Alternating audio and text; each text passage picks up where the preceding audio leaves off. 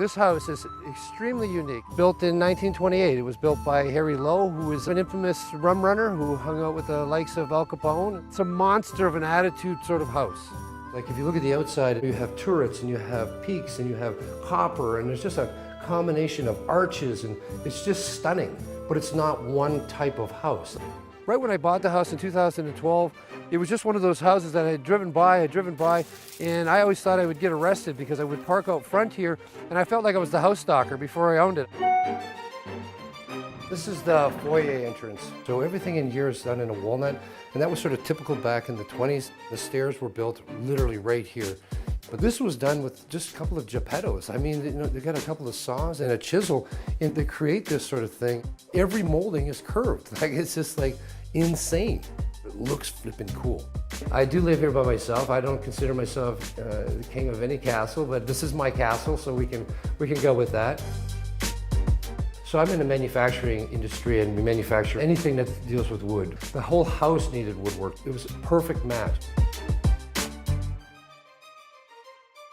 Took about 2 years to restore it, and it was a fabulous experience.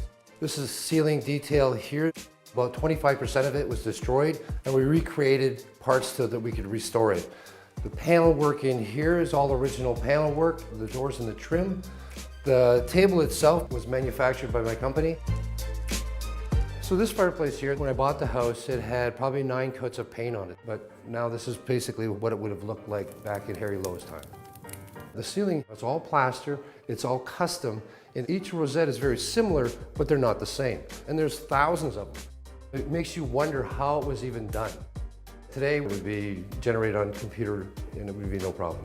It's a lot of house for one guy, but yeah, I live in a very small portion of this house. This is the master bedroom. There's some leaded glass windows in the attic that I really wanted to see them in the bedroom. So what we did is we cut out the attic, created this upside down ship sort of effect, put in a cool chandelier. Because I do live here, I wanted to have some modern technology, so I built in the bed with a TV.